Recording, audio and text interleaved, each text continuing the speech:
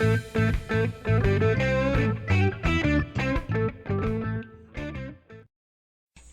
everyone. It's Freya. We're here again at the Black Rose Radio Station studios. And here with me today is Vinnie, also known as Acoustic Rhapsody, one of our most prolific live entertainers in Second Life. It's good to see you, Vinnie. Thanks for being here. Hello. Thanks for having me. So let's just start like all interviews do, or mine do anyway. But what was your life like as a little Vinnie when you were growing up? I was born in Akron, Ohio, in a very small, very close-knit Italian neighborhood called North Hill. I'm very proud of where I came from. North Hill wasn't strictly Italian. We had our corner, which was Italian. There was an Irish section, and there was a Polish section. And each of those ethnic sections had its own Catholic church. So I lived right across the street from and attended St. Anthony's Church and School. And that's where really my background started. I became a musician in 1965 at the age of 4. Ah, okay. My mom's older sister's husband, my Uncle Bill, was a drummer. And I saw him play the drums, and he sat me down at his drums, and I just naturally played them. And so he told my dad, you got to get this kid a drum set and get him started and get him taking lessons. And so they found a teacher for me that was really good with kids. His name was Bill Roth, very patient man, great player, great musician. He's no longer with us. My Uncle Bill is gone too. So both Bills out of here. But I think of them every day, both of them. And I certainly think of Bill, my teacher, every time I play. And I play the drums for a living now. Oh, okay. And I also teach. I have about 18 students privately, and then I go out to a couple of schools and work with their drum sections. Okay. So that was how you discovered your talent and love of music, was through Uncle Bill?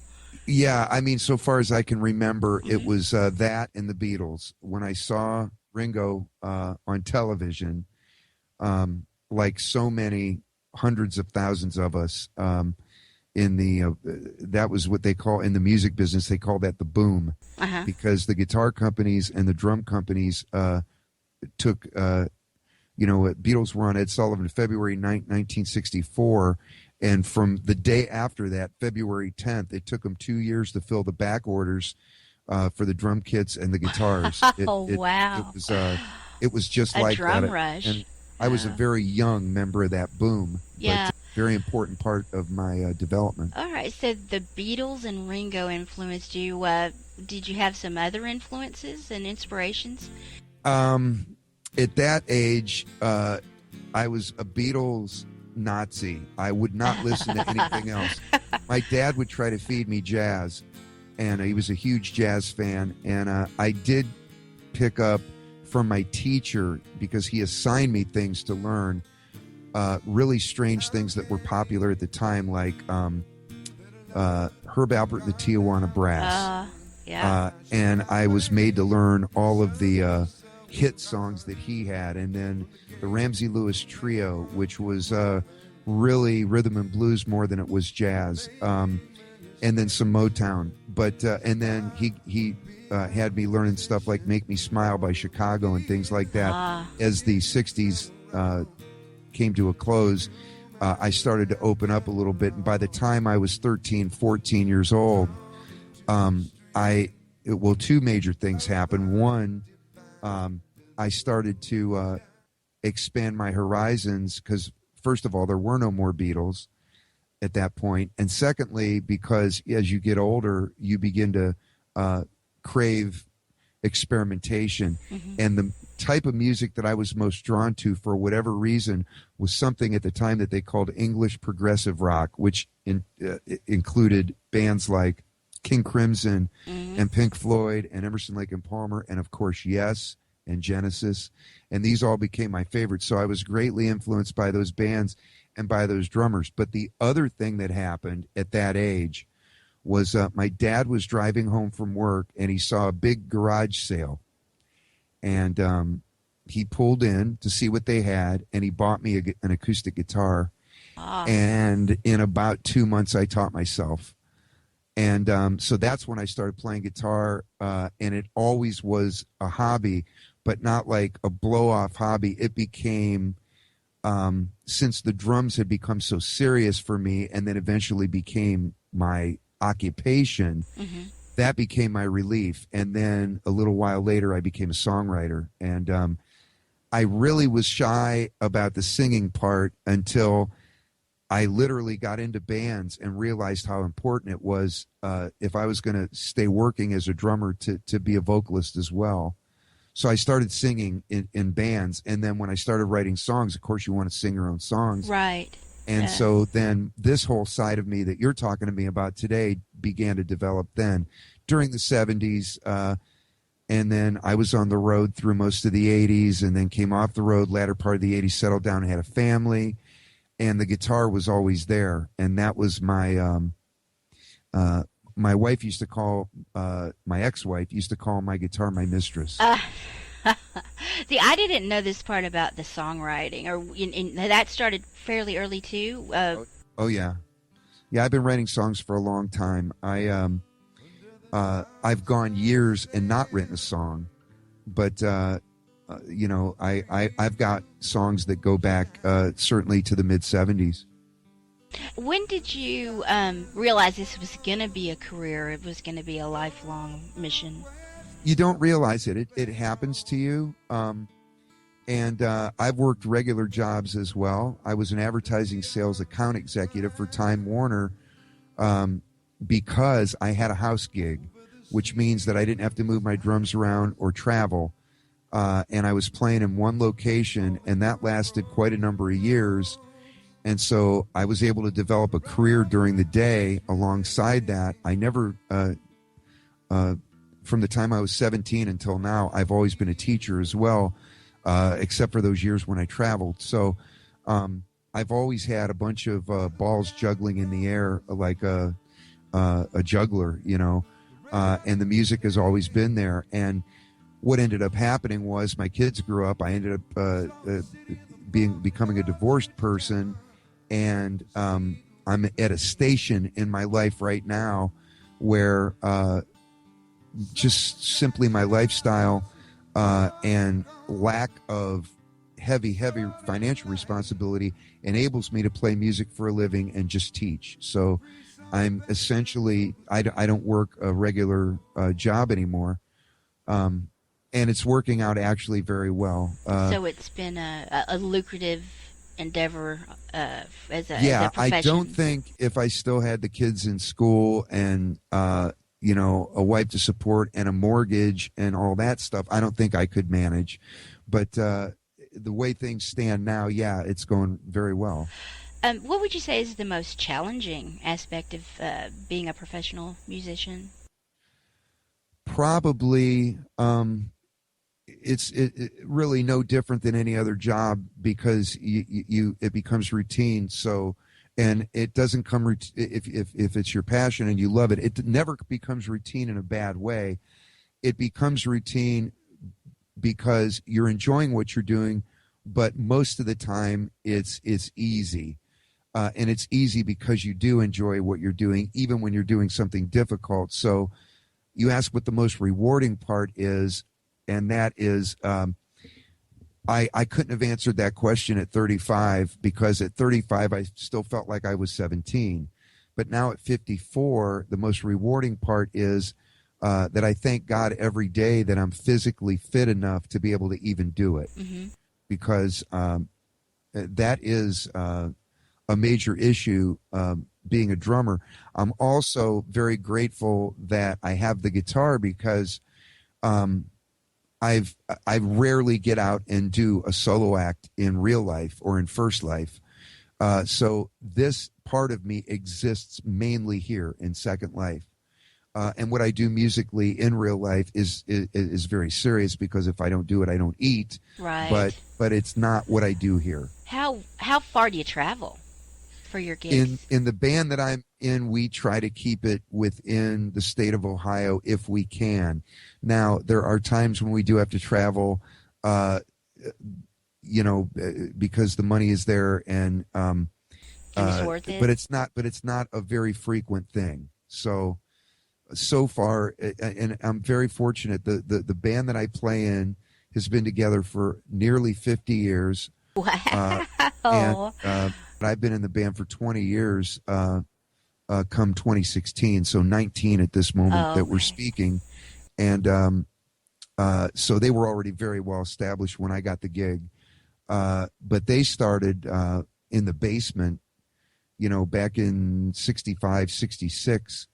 And by 1980, they had a major hit record. And then they rode the wave of that for a while. And then, after about 10 or so years pass on the heels of that, and you have to face the fact that you're basically a one-hit wonder, you find a way to carve out a living, because you can't rest on your laurels. And so they've been very good at running it as a business. So I've been very fortunate to be in that situation. That's why I've stayed so long. Plus, they're really, really cool guys. Really a joy to work with. So what is the name of the band? You should give yourself a plug for the people who live out there. La Flavor, LAF as in Frank, LAVOUR, La Flavor, and the hit song was Mandalay. Okay. And it made it to number 7 on the Billboard charts, top 10. That is obviously a hit. June of 1980. All right. Now, how and when did you discover the wonderful world of Second Life and the SL community, music community? When my marriage was beginning to fray around the seams, I would retreat, and we used to, at our house where I raised my family, we had this little alcove. It was a Cape Cod house, and this little alcove was very private, and I managed to squeeze a computer desk and a PC in there very early, in the very early days of the internet. Well, I shouldn't say that. In the very early days of high-speed internet. Mm-hmm. And this kicked open the door to a lot of things that you couldn't do back in the old telephone modem days. If you remember how those things worked, where you put the receiver on the actual modem and stuff. I had that too, but I was a Time Warner employee, and we were launching Roadrunner, and so we were all given computers, and I got a really nice gateway from the company. They just gave it to me. So this was 96. Now out of that grew a lot of things that brought media into the internet, and one of those was something called Pal Talk. And that's where I started, was on Pal Talk. I literally remember the old little skinny microphones that you used to get with the PC. Yes, I would point that at myself and my guitar, go on Pal Talk and sing my songs. And I was scared to death. And I'm going to give someone else a big plug here. I met a gal on Pal Talk by the name of Lexi Smith. Okay. And Lexi became the famous Lexi Luan in Second Life. But round about 2000, I'm fast forwarding now, round about 2005 or 6, she started telling me about this wonderful virtual world she discovered called Second Life. And we had been singing for a number of years on Pal Talk. And, you go into this like a chat room, basically, environment. You put up your hand, and everybody got to do a song in turn. It was like a pass the mic.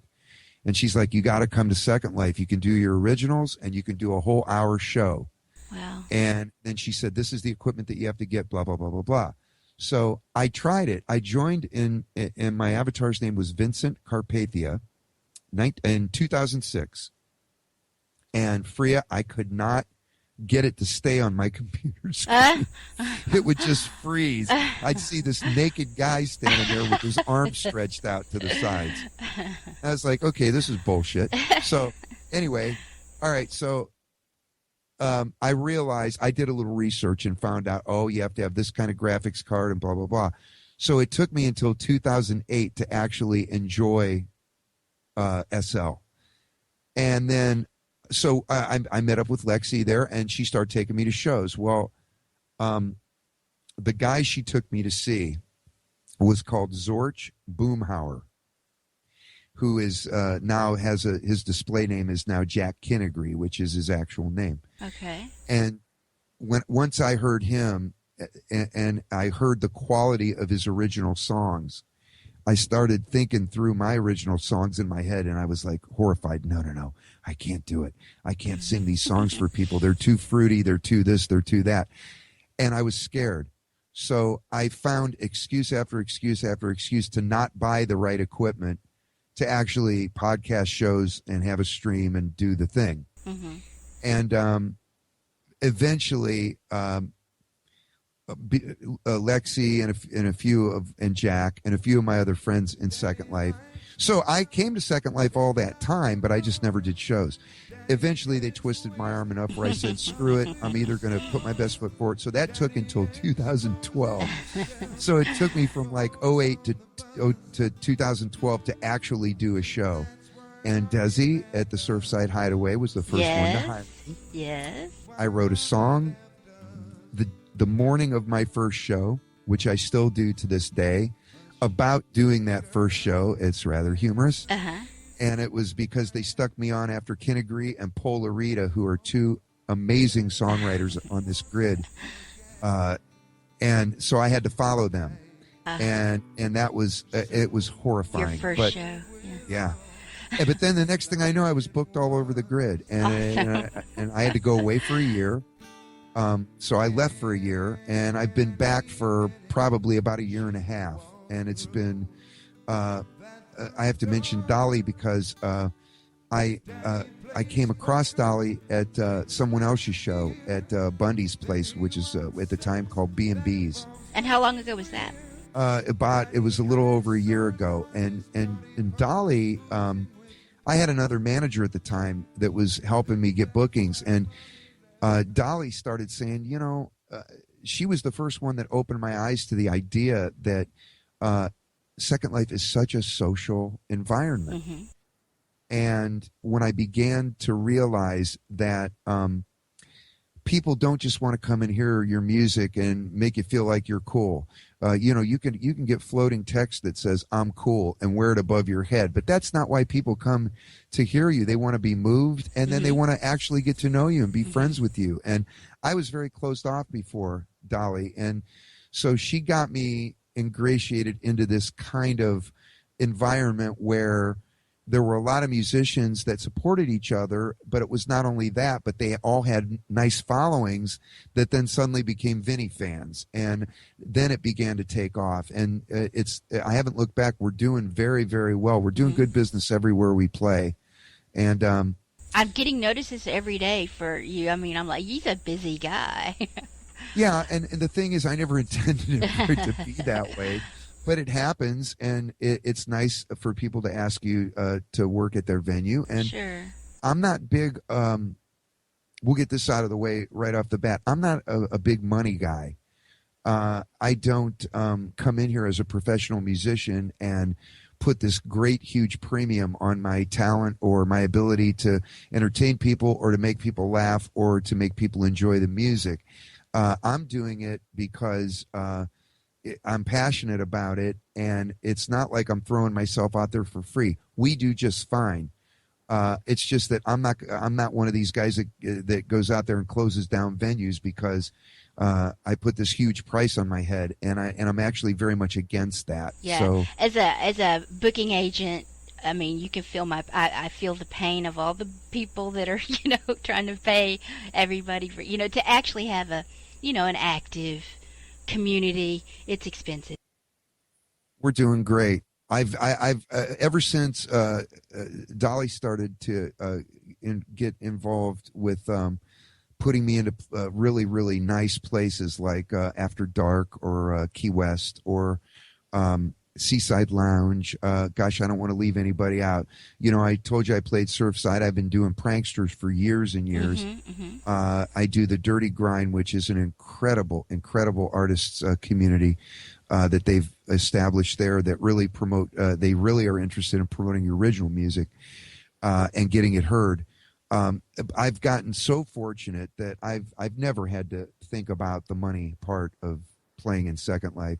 It's whether or not she can get Vinnie to the gig or not Right. is become the issue. Yeah, and I am going to have you at my pub one day. I want you to come play at my pub. I wanted to throw that in there too. I would love to do that. I'd H- love. How long has Dolly been? When did she take over management for you? Well, she's been managing me for approximately 7 months, I think. And prior to that, she was just being, a good, sensible, and knowledgeable friend. Plus, you got a great set of cans. Oh my God! But That always helps. it's you know. You play in places like, I do the big venues. I do the little tiny ones too. I play this place called the Roadhouse that's just precious. It's just I love that place. Been there. Mash Road, who's one of our great Second Life musicians, a terrific guy, and he and I are both huge Beatle fans. But he's got a concept of this. Let's make a place where people would enjoy coming and just hanging out. And Yes. and then he plugs in acoustic music, and that's what I do. I don't have a problem with the other kind of stuff, but the tracks or the karaoke or whatever you call it. But I play guitar and sing. That's what I do. And he's really Mash is sensitive to that. And Katja, that is the manager that runs that place. And then of course Zinni and Guru at Merry Pranksters, very, very sensitive about what they put in front of the people. And it's very much a family environment there, and Desi at Surfside, and on and on. This gal, what the hell's her name? Megan, that has the After Dark, and she brings in the best of the best on the grid there. Love that place too. Yeah. And these are music lovers. These Right. people. I got a buddy, Mikey, Buffalo Mike Hammer. Has this place called the Red Palms, and then he runs the whiskey go round on Saturday nights at a place called it's another place right by the Red Palms. Whiskey go round is at the Sunset Daydream Amphitheater, and Those are my favorite kind of places, the ones that cater to the real music lover. right. That's my kind of thing. And then Mikey, he's so insane. He travels all over the country to meet these musicians. Really? He wants to hang out. Oh yeah, he wants to hang out. We got Ed Lowell up here in Cleveland that's right north of me that I get my stream from. Have you ever been to any of the jams? The SL Yeah, jams? but not an official one. What I did instead was I traveled twice to Philadelphia to commune with the Kinnigree Smith people and play live shows. We did some local radio programs, and then we did some SL shows, and we did some recording and some writing, and so I did that. And then very recently, Bart Allen Barbas, who's one of the legendary musicians from Second Life, he's been here from the very beginning. Just like Seth Reagan, Mankind Tracer. But Bart's one of those guys that's been around forever. He came to town, and he looked me up, came to the music store where I teach, and met me. We went to dinner. So I've met people, just I've not been to an official, quote, jam, unquote. If they get as close as Chicago, I'm going to go. Right. I think they have them all over, but I lose track. I'd love to if they had one in Cleveland, because then I wouldn't have to get a hotel. I could drive home. So, do you have a set schedule, or is it sort of in flux, like where you play? You can look on my profile because the address for my calendar is there, Okay. and you'll see it's pretty set. It's a rotating thing, and then Dolly will plug in new things now and again for us to not only reach new ears, but to she's brilliant. It's very, very calculated the way she does things, and it's all about. I'll give away the secrets because I'm very forthcoming with that stuff. But here's the secret: making friends is the secret. Sure. Yeah, I get. And, I get that. Yeah. That's what we're in the business of doing, and then I get a hold of them during my hour, and I know that we have a good time together and that we make each other laugh. I'm not going to sit here and say that I'm a professional comedian, because I'm not, but we do have humor in the show. But you're a funny guy. We do have humor in the show. Yeah. It works. All And right. And I know, I mean, I know you're a busy guy, with SL and RL. When you, in your off time, do you have what other hobbies or other interesting things that you do? I have a dog, Oh, okay. and her name is Rosie, and she's an Australian Shepherd, and she is my constant companion. Yes.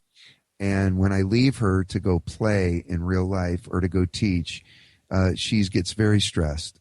Uh, So my audiences have heard her many times crash my shows, but I do a lot of things with her.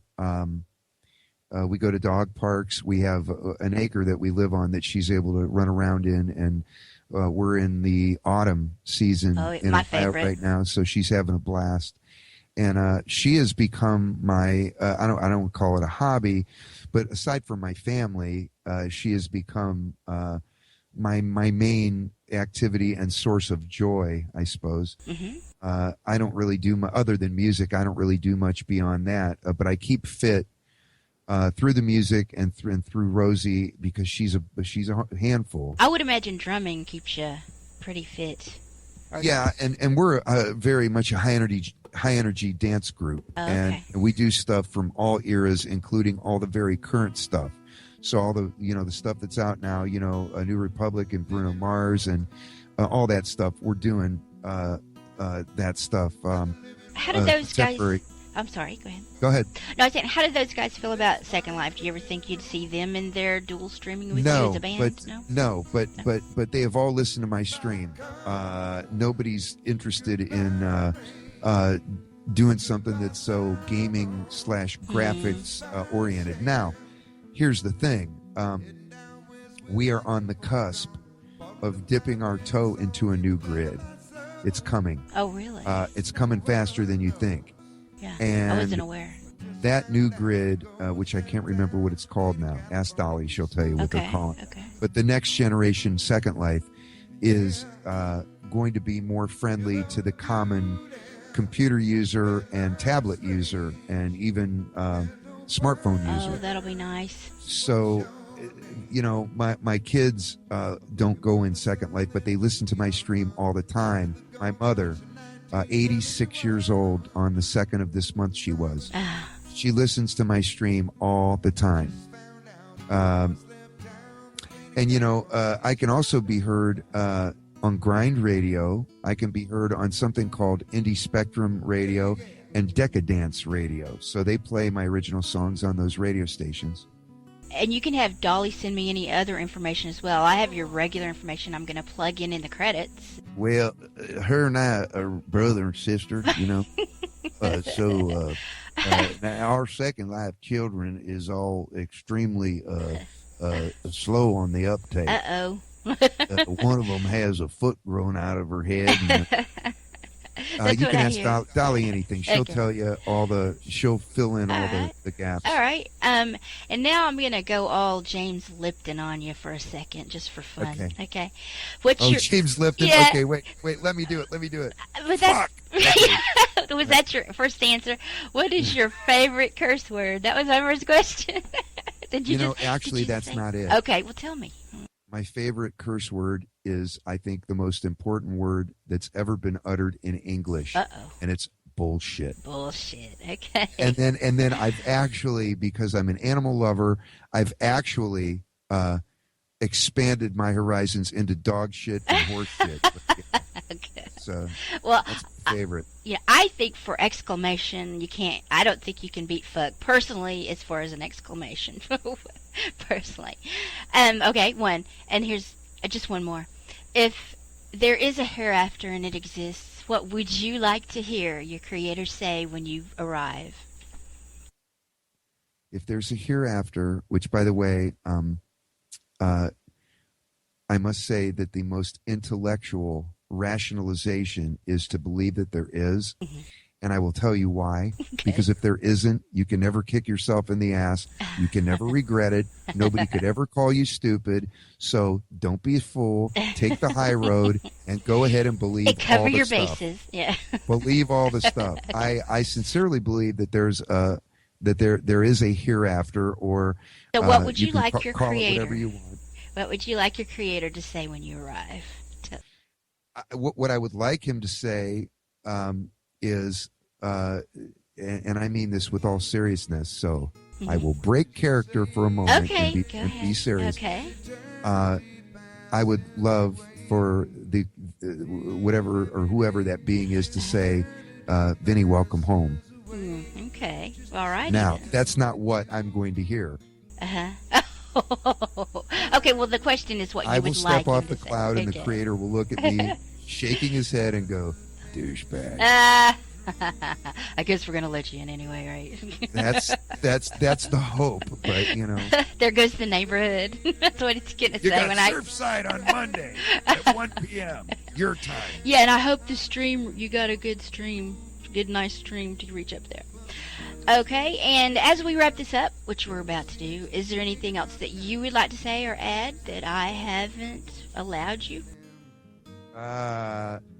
I've really, really enjoyed the experience of coming here to Second Life and being able to do this. I've entertained some brand new people, and I pray that they didn't get the wrong impression of Second Life because of me, but all the way to the people that are basically what I call lifers, and I've had Lindens in my audience that enjoyed themselves. Before this interview, I just came from a show, and Simon Linden was in the audience, and I made up a song on the spot called the TOS song, and it was basically 3.5 minutes of poking fun at Simon, and it was hysterical. But I've had an amazing experience. I think it's a good, positive thing. I completely refuse to listen to it. The detractors that accuse it of being a huge waste of time, and I think that people that put effort into the things like what you do are to be commended. Because you're enhancing people's lives. It's not just about entertainment, but it's you're making people feel like they have purpose and make them glad that they got up that morning. And I think in the final analysis, that's what any life is all about. First, second, third, whatever you want to call it. So I believe that I'm doing a positive thing, and I certainly believe that you are. And I want to thank you personally before we wrap up for honoring me with this. This has been it's been an honor to be asked. Oh, and by the way, Dolly says that the new SL will be called, it's at the moment is called Project Sansar. Okay. Well, this is news to me, so this is good information. I'm glad to know Take about off that. your pantsar. We're here in Sansar. What the hell they gonna... But my take on doing this is I've run into so many people that don't know what talented people we have on NSL. This is my little way of trying to give back to community, and help people find out about you guys.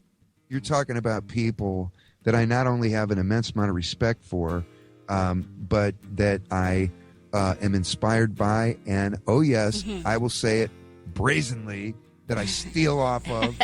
We're talking about Max and Lyndon and Bart and, oh my gosh, Seth, and Colin Martin is a relative newcomer who's just immensely talented, and Cassie Ansar, who you've interviewed on the show, and Mason Thorne, who is a genuine, one of America's great humorists. This guy he's a genius. He's brilliant.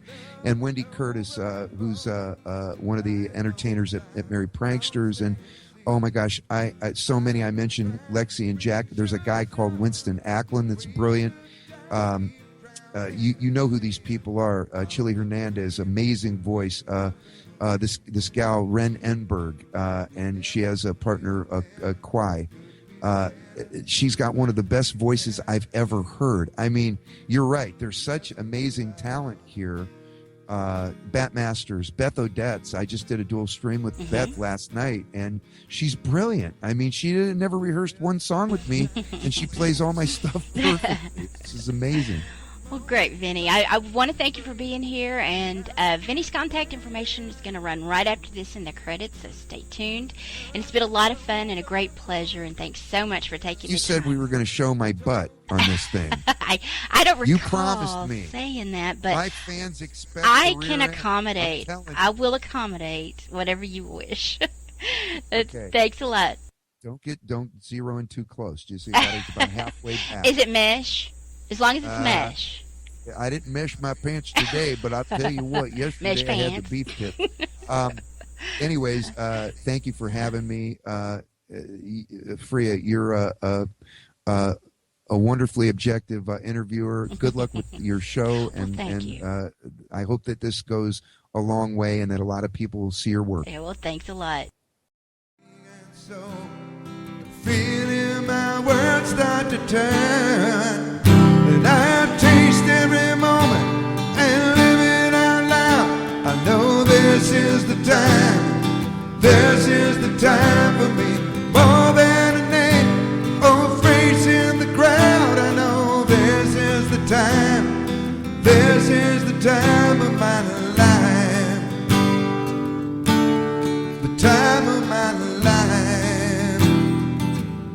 Holding on to things that vanish into the air, left me in pieces, but now